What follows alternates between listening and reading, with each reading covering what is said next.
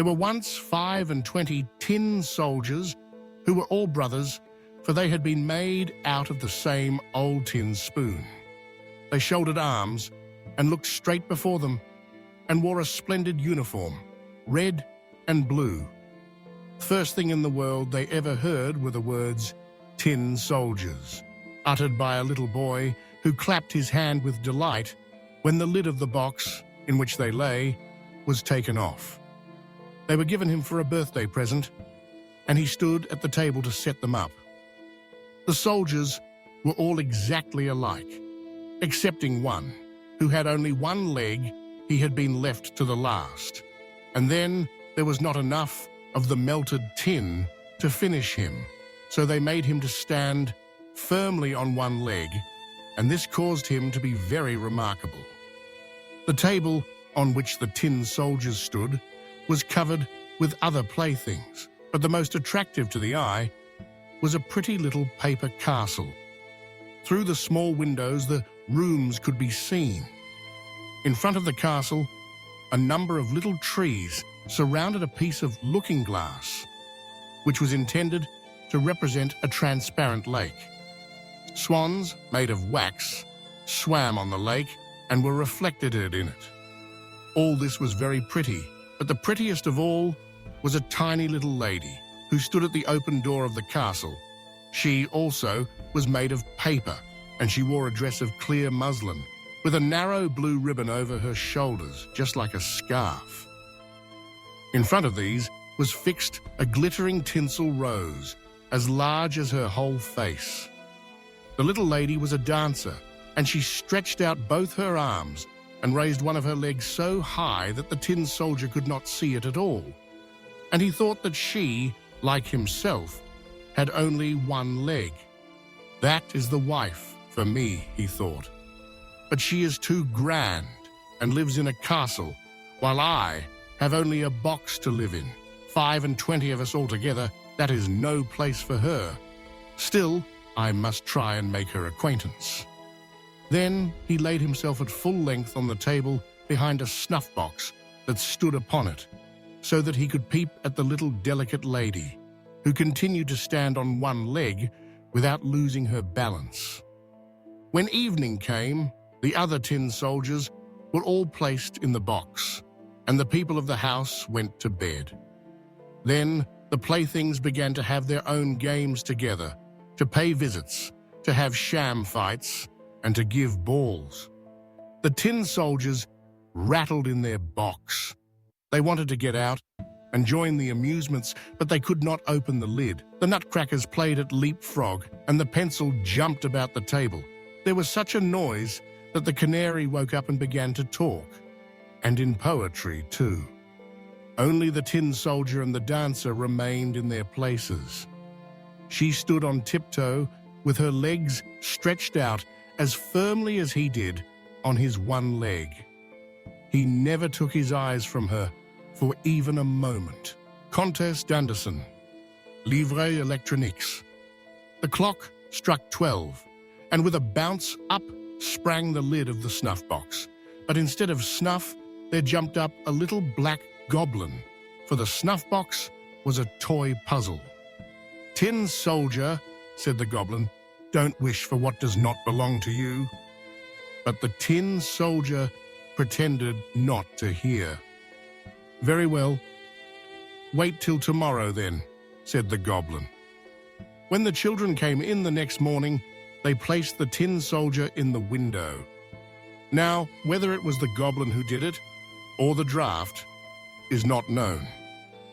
But the window flew open, and out fell the tin soldier, heels over head, from the 3rd story into the street beneath. It was a terrible fall, for he came head downwards, his helmet and his bayonet stuck in between the flagstones, and his one leg up in the air. The servant maid and the little boy went downstairs directly to look for him. But he was nowhere to be seen, although once they nearly trod upon him. If he had called out, "Here I am," it would have been all right, but he was too proud to cry out for help while he wore a uniform. Presently it began to rain, and the drops fell faster and faster, till there was a heavy shower. When it was over, 2 boys happened to pass by, and one of them said, "Look, there is a tin soldier. He ought to have a boat to sail in." So they made a boat out of a newspaper and placed the tin soldier in it and sent him sailing down the gutter, while the 2 boys ran by the side of it and clapped their hands. Good gracious, what large waves arose in that gutter, and how fast the stream rolled on, for the rain had been very heavy. The paper boat rocked up and down and turned itself round, sometimes so quickly that the tin soldier trembled, yet he remained firm. His countenance did not change. He looked straight before him and shouldered his musket. Suddenly the boat shot under a bridge, which formed a part of a drain, and then it was as dark as the tin soldier's box. "Where am I going now?" thought he. "This is the Black Goblin's fault, I am sure. Ah, well, if the little lady were only here with me in the boat, I should not care for any darkness." Suddenly, there appeared a great water rat, who lived in the drain. "Have you a passport?" asked the rat. "Give it to me at once." But the tin soldier remained silent and held his musket tighter than ever. The boat sailed on, and the rat followed it. How he did gnash his teeth and cry out to the bits of wood and straw, stop him, he has not paid toll and has not shown his pass." But the stream rushed on, stronger and stronger. The tin soldier could already see daylight shining where the arch ended. Then he heard a roaring sound, quite terrible enough to frighten the bravest man. At the end of the tunnel, the drain fell into a large canal over a steep place, which made it as dangerous for him as a waterfall would be to us. He was too close to it to stop, so the boat rushed on, and the poor tin soldier could only hold himself as stiffly as possible without moving an eyelid, to show that he was not afraid. The boat whirled round 3 or 4 times and then filled with water to the very edge. Nothing could save it from sinking.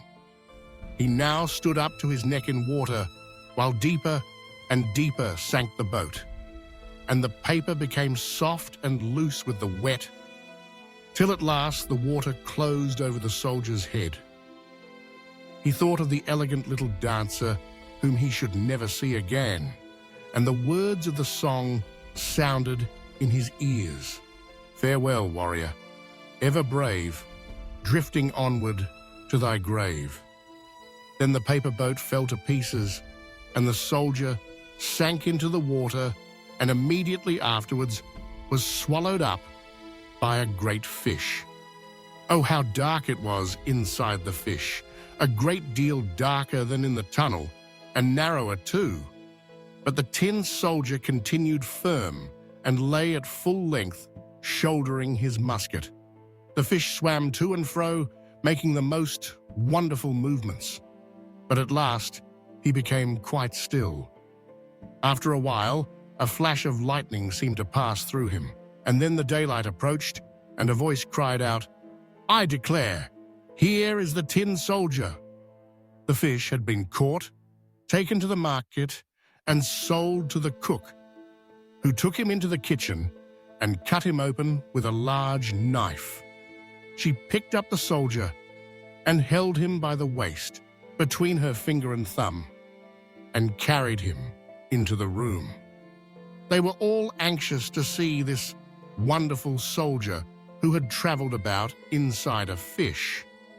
But he was not at all proud. They placed him onto the table, and how many curious things do happen in the world. There he was in the very same room from the window of which he had fallen. There were the same children, the same playthings, standing on the table, and the pretty castle with the elegant little dancer at the door. She still balanced herself on one leg and held up the other, so she was as firm as himself. It touched the tin soldier so much to see her that he almost wept tin tears, but he kept them back. He only looked at her, and they both remained silent. Presently, one of the little boys took up the tin soldier and threw him into the stove. He had no reason for doing so. Therefore, it must have been the fault of the black goblin who lived in the snuff box. The flames lighted up the tin soldier as he stood. The heat was very terrible, but whether it proceeded from the real fire or from the fire of love, he could not tell. Then he could see that the bright colours were faded from his uniform, but whether they had been washed off during his journey or from the effects of his sorrow, no one could say. He looked at the little lady, and she looked at him. He felt himself melting away, but he still remained firm with his gun on his shoulder. Suddenly, the door of the room flew open, and the draught of air caught up the little dancer. She fluttered like a sylph right into the stove by the side of the tin soldier, and was instantly in flames and was gone. The tin soldier melted down into a lump, and the next morning, when the maidservant took the ashes out of the stove, she found him in the shape of a little tin heart. But of the little dancer nothing remained but the tinsel rose, which was burnt black as a cinder.